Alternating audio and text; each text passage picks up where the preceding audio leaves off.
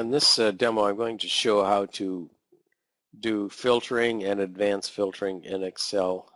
This is not a comprehensive tutorial, but for most employees and users of Excel, it's adequate. The first thing I would like to do is to make sure this table has integrity, which I have already done, so we don't have to worry about that, but you should always check for integrity in a table. Now we're going to go to Data, Filter.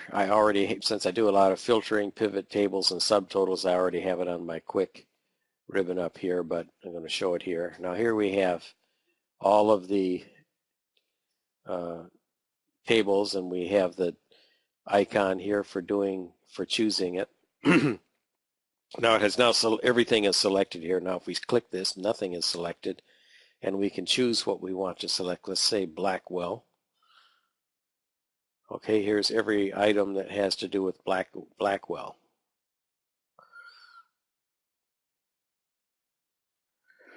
Now let's show you another way to do this. You can go into text filters, and I use the custom filter for, I use the contains filter for looking up a name such as Blackwell. Let's look up Edward.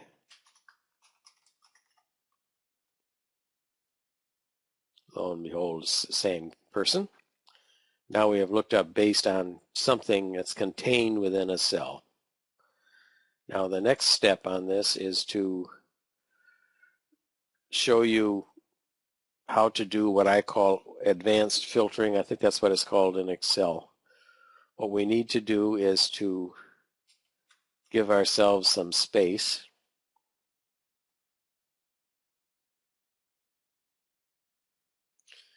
Advanced filtering is a wonderful way to look up stuff, especially in huge tables.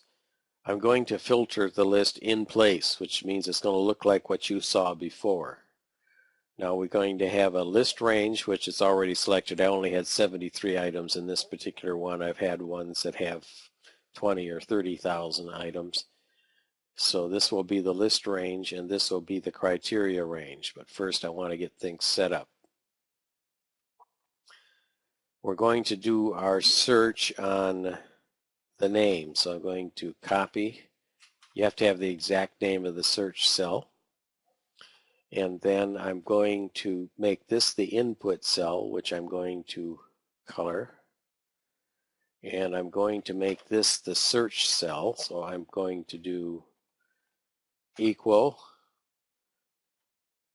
and I'm going to put a star, comma, then we're going to put this in it, comma,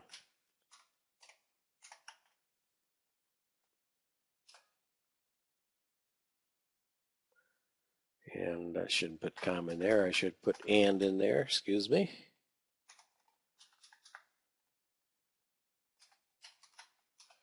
Now no matter what we put in here,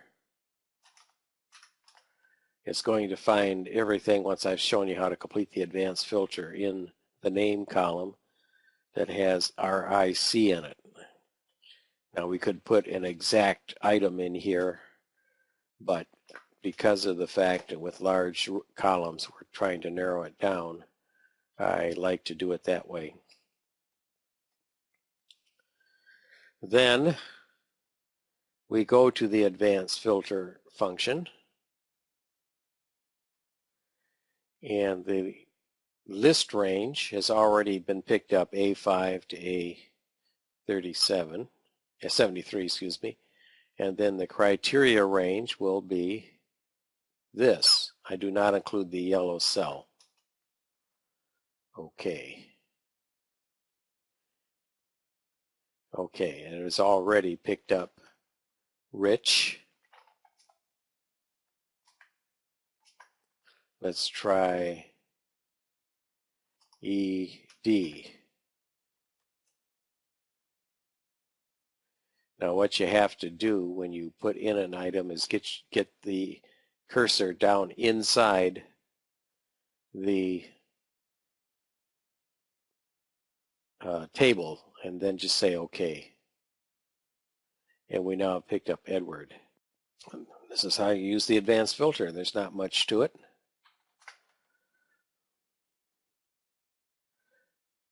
Now I like, because it's just stars, we've now shown the whole thing. Let's try just one more as part of this demo, then we know we got the word telephone in it. So let's put that in there, go down here, advanced filter, and OK.